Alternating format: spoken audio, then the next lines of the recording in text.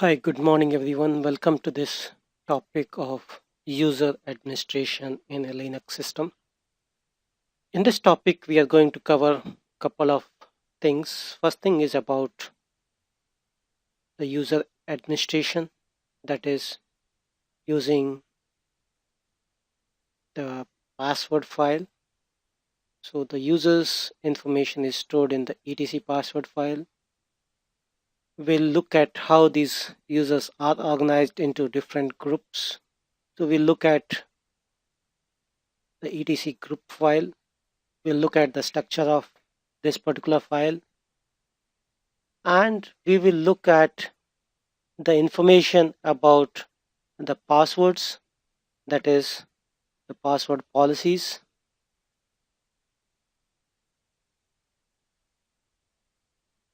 Okay, then we'll talk about the UID, that is what is a UID, what is a GID. Okay, and we'll talk about a couple of things like what is set UID, set GID. Okay, and we will look at the shadow file, that is the significance of the etc/etc/ shadow file. Okay, and we'll look at the etc/g shadow file as well. Okay, then we will go into the details about can we add a user, how can we remove a user, how can we set the password for a user. Okay, so let's look at these things one by one. So first thing is about the etc password file. So let's see the structure of the password file. Let's go into the system and let's read this file using this command called cat command, and we'll read this structure of the password file. If you read the structure of this file, you can see that this is a colon separated file, that is there is a colon between one field and another field. Okay, let's look at each of these fields, what is the significance of them and why we need them. So let's copy this because this has almost all the fields listed here.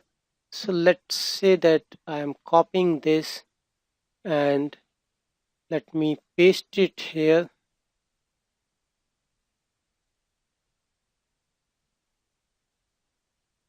Okay, so this is the information that we got from a password file. Okay, so let me reduce this size. So now here you can see that first information is about this stand for which user it is. So this is the username in the system. So that is about the first field in the password file. So first is your username, that is the login name using which you log in into the system. The second, we'll come back to the second, the X field. Okay, so this X field actually is the password field.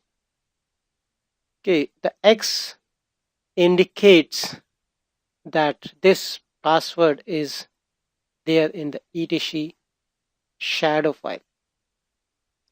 Okay, then next thing is about this field.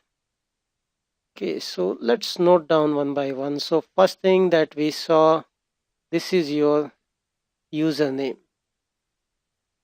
Okay, so this is the username that you have, and let me select this.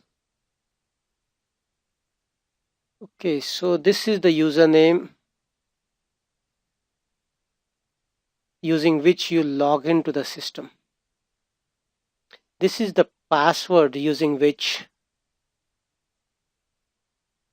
you provide the password, you log in, but this X indicates that this password is there in the shadow file. Then after that you have the user ID, and you call it as the user ID. Okay, then you have the next number after that is the group ID. That is how these users are grouped. After that, you can see there is a lot of information here. This is a text, and this just means this is a description that what this user is. The description can be anything, but it should tell in brief what is this particular user. Okay, then the next thing that we see is the home directory. Okay, so this is the home directory of this user.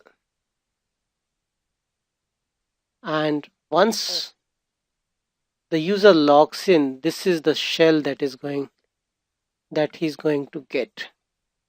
So this is in brief the structure. So couple of things, and one of the most important thing here in this case is this number, UID. This number has to be unique. Okay, so make sure that you give lot of focus to this particular number, and this number governs a uniqueness across the systems. This number governs that what is the unique value.